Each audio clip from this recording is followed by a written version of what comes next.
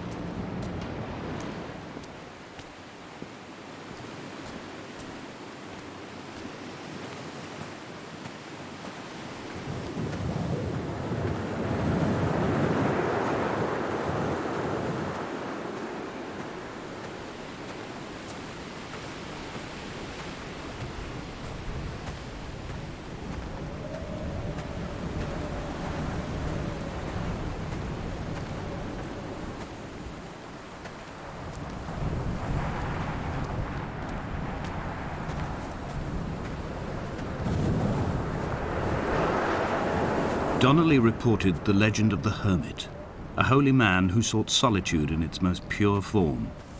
Allegedly, he rode here from the mainland in a boat without a bottom, so all the creatures of the sea could rise at night to converse with him.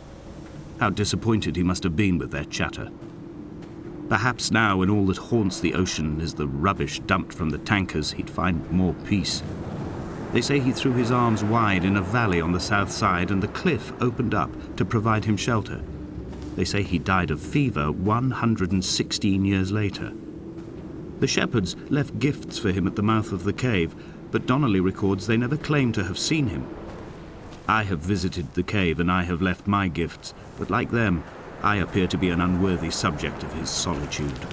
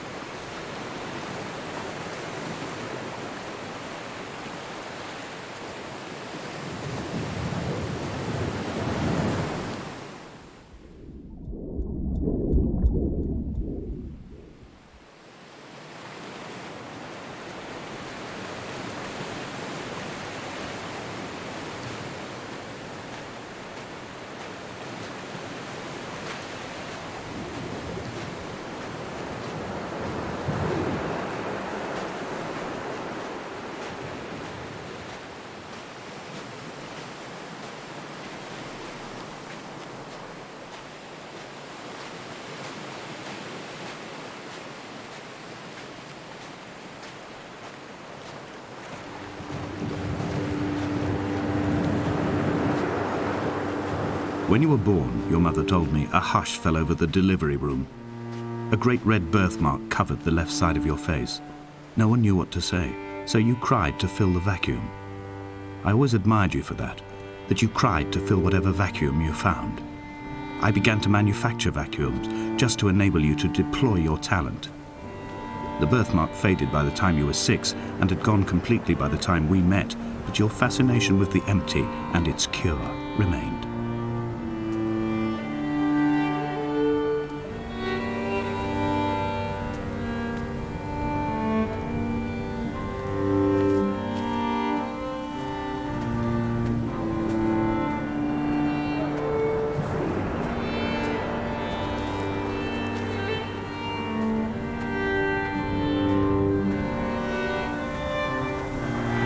The mount is clearly the focal point of this landscape. It almost appears so well placed as to be artificial. I find myself easily slipping into the delusional state of ascribing purpose, deliberate motive to everything here. Was this island formed during the moment of impact? When we were torn loose from our moorings and the seatbelts cut motorway lanes into our chests and shoulders, did it first break surface then?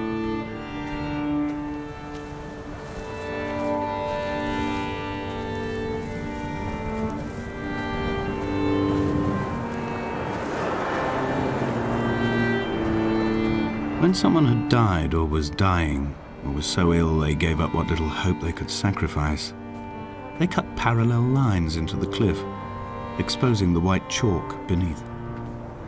You could see them from the mainland or the fishing boats, and know to send aid or impose a cordon of protection, and wait a generation until whatever pestilence stalked the cliff paths died along with its hosts. My lines are just for this: to keep any would-be rescuers at bay. The infection is not simply of the flesh.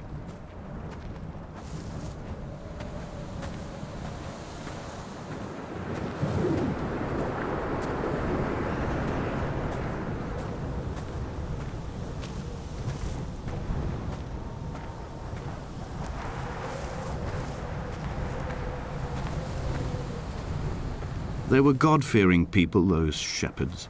There was no love in the relationship. Donnelly tells me that they had one Bible that was passed around in strict rotation.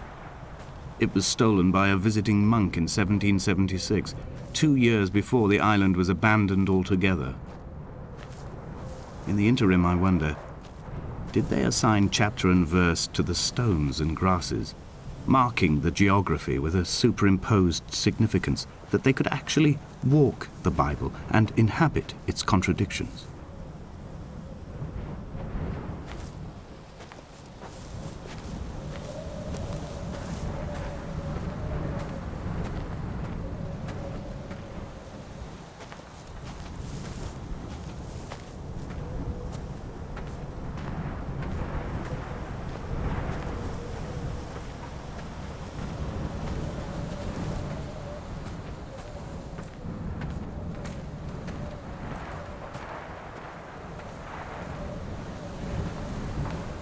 Dear Esther, I met Paul.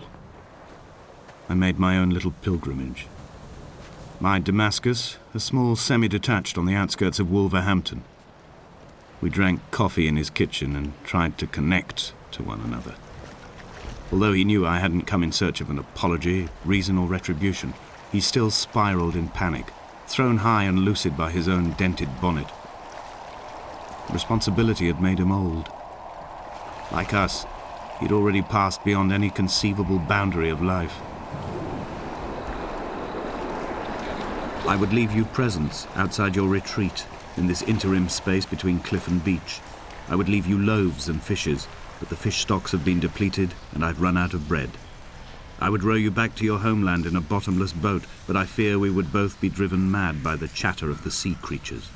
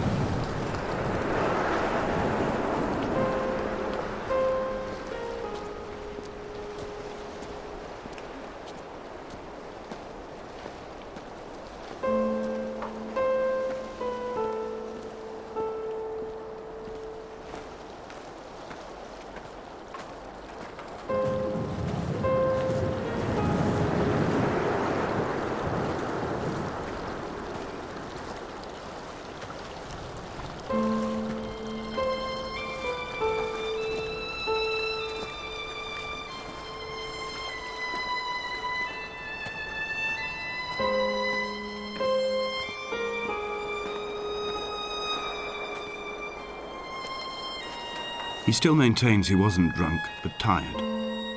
I can't make the judgment or the distinction anymore. I was drunk when I landed here, and tired too. I walked up the cliff path in near darkness and camped in the bay where the trawler lies beached. It was only at dawn that I saw the bothy and decided to make my temporary lodgings there. I was expecting just the aerial and a transmitter stashed in a weatherproof box somewhere on the mount. It had an air of uneasy permanence to it. Like all the other buildings here, erosion seems to have evaded it completely.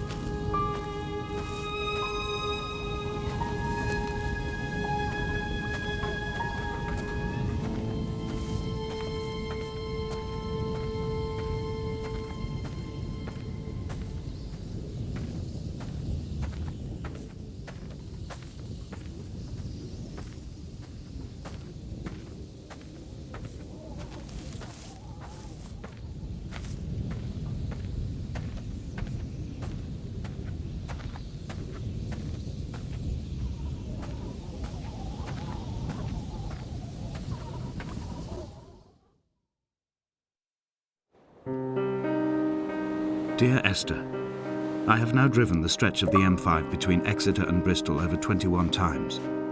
But although I have all the reports and all the witnesses and have cross-referenced them within a millimetre using my Ordnance Survey maps, I simply cannot find the location. You'd think there would be marks to serve as some evidence. It's somewhere between the turn-off for Sanford and the welcome brake services, but although I can always see it in my rear-view mirror, I have as yet been unable to pull ashore.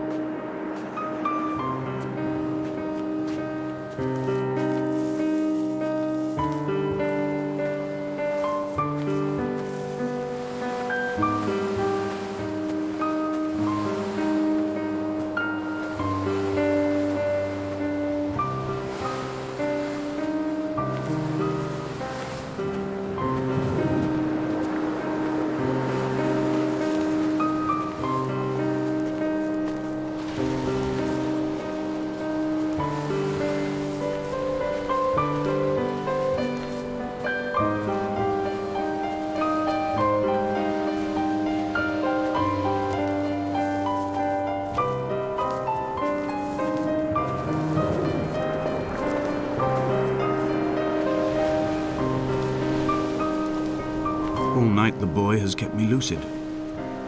I sat, when I was at the very edge of despair, when I thought I would never unlock the secret of the island, I sat at the edge and I watched the idiot boy blink through the night. He's mute and he's retarded and he has no thought in his metal head but to blink each wave and each minute aside until the morning comes and renders him blind as well as deaf-mute. In many ways, we have much in common.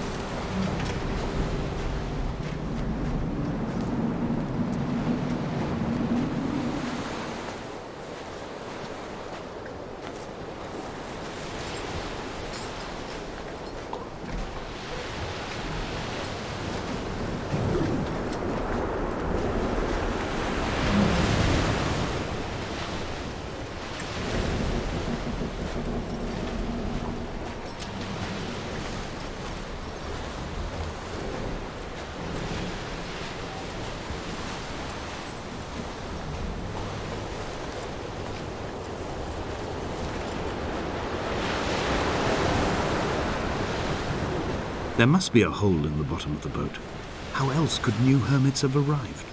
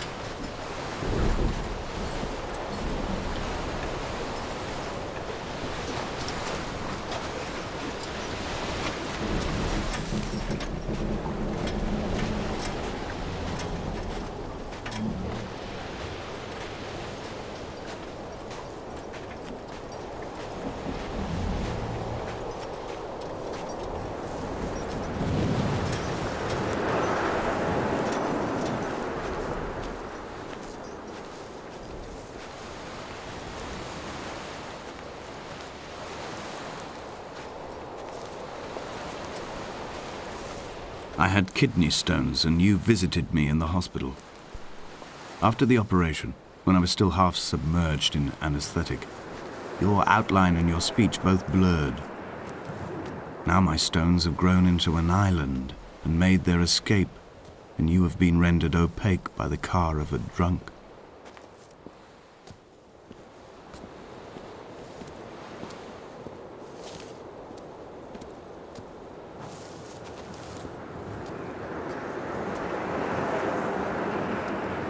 What charnel house lies at the foot of this abyss? How many dead shepherds could fill this hole?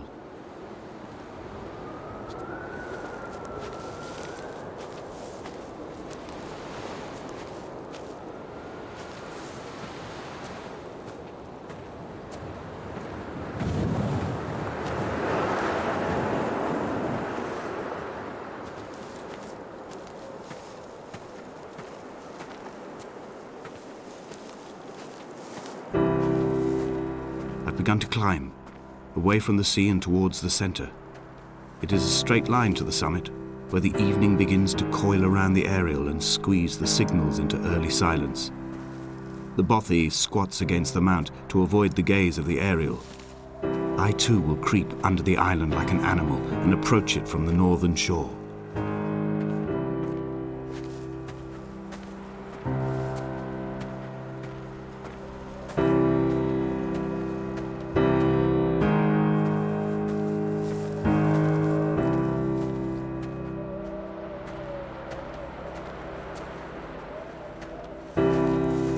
The bothy was constructed originally in the early 1700s. By then, shepherding had formalized into a career. The first habitual shepherd was a man called Jacobsen, from a lineage of migratory Scandinavians. He was not considered a man of breeding by the mainlanders. He came here every summer whilst building the bothy, hoping eventually that becoming a man of property would secure him a wife and a lineage. Donnelly records that it did not work. He caught some disease from his malcontented goats and died 2 years after completing it. There was no one to carve white lines into the cliff for him either.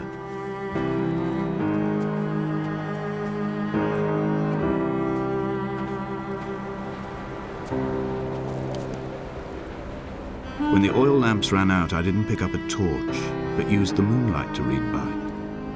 When I've pulled the last shreds of sense from it, I will throw Donnelly's book from the cliffs and perhaps myself with it. Maybe it will wash back up through the caves and erupt from the spring when the rain comes, making its return to the hermit's cave. Perhaps it will be back on the table when I wake. I think I may have thrown it into the sea several times before.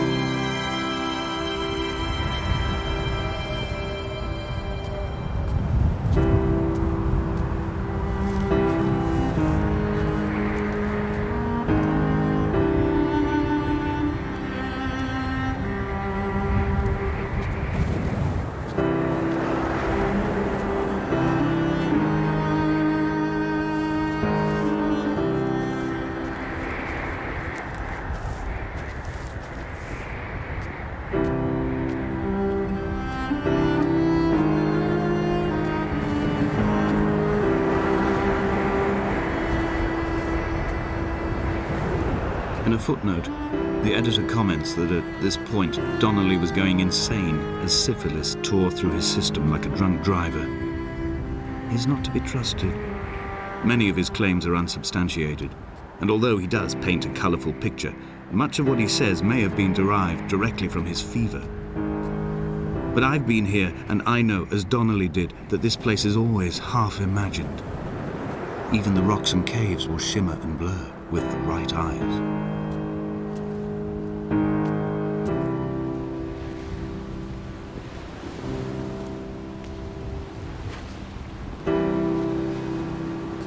They found Jakobsen in early spring. The thaw had only just come. Even though he'd been dead nearly 7 months, his body had been frozen right down to the nerves and had not even begun to decompose. His fingernails were raw and bitten to the quick. They found the phosphorescent moss that grows in the caves deep under the nails. Whatever he'd been doing under the island when his strength began to fail is lost. He'd struggled halfway up the cliff again, perhaps in a delirium, perhaps trying to reach the Bothy's fire before curling into a stone and expiring.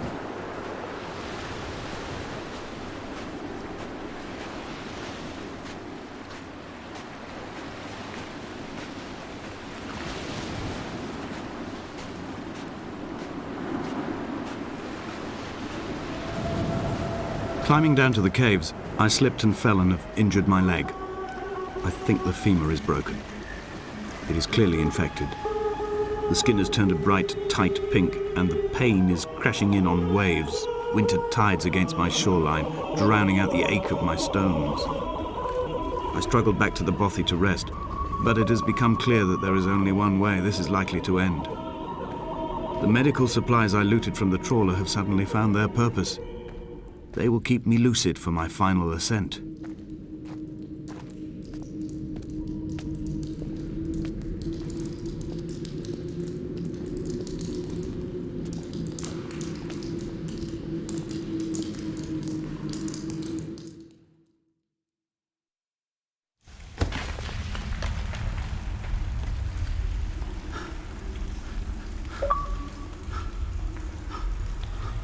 Donnelly's addiction is my one true constant. Even though I wake in false dawns and find the landscape changing, flowing in constantly through my tears, I know his reaching is always upon me.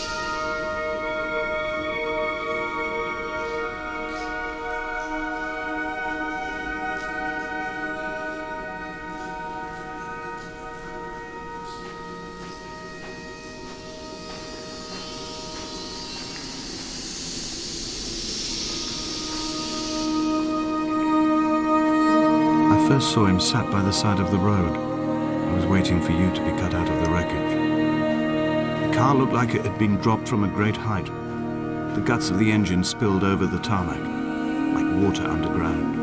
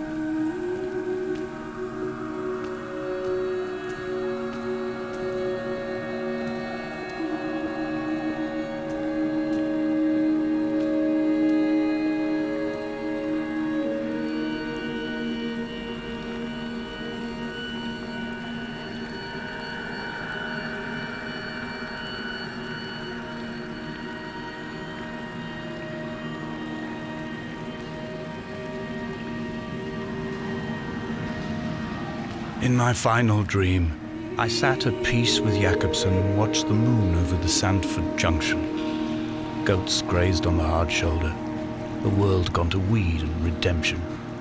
He showed me his fever scars, and I mine, between each shoulder the nascency of flight.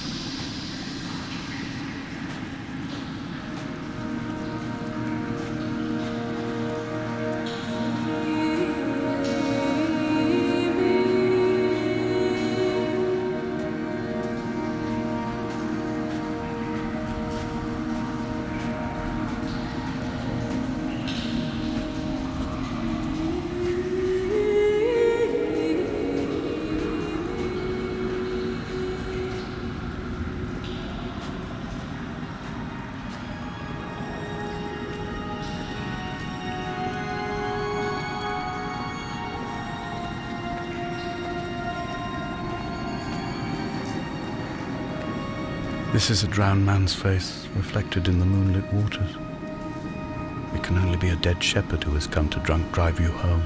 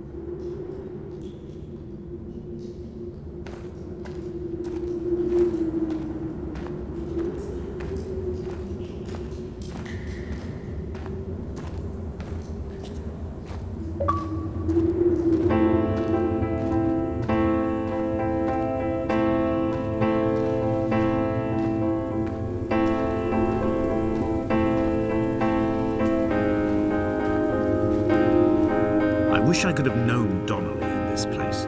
We would have had so much to debate. Did he paint these stones or did I? Who left the pots in the hut by the jetty? Who formed the museum under the sea? Who fell silently to his death into the frozen waters? Who erected this godforsaken aerial in the first place? Did this whole island rise to the surface of my stomach, forcing the gulls to take flight?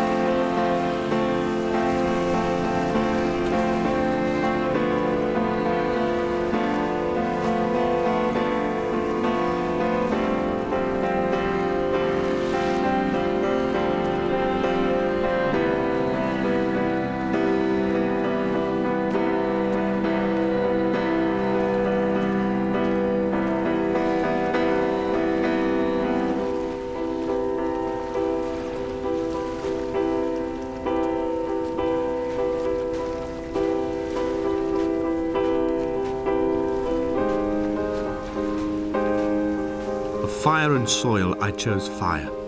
It seemed the more contemporary of the options, the more sanitary. I could not bear the thought of the reassembly of such a ruin. Stitching arm to shoulder and femur to hip, charting a line of thread like traffic stilled on a motorway, making it all acceptable for tearful aunts and traumatized uncles flown in specially for the occasion.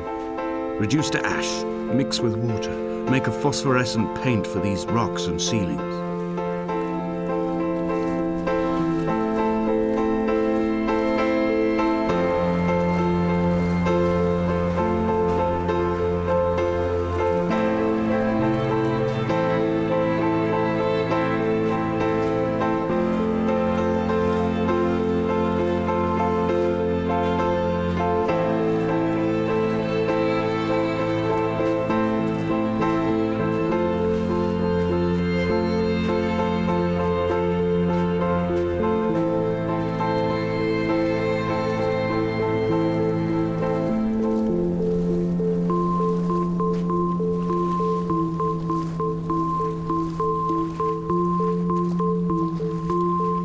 There were chemical diagrams on the mug he gave me coffee in, sticky at the handle where his hands shook.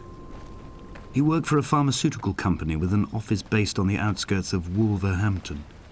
He'd been travelling back from a sales conference in Exeter, forming a strategic vision for the peddling of antacid yogurt to the European market. You could trace the connections with your finger, join the dots, and whole new compounds would be summoned into activity.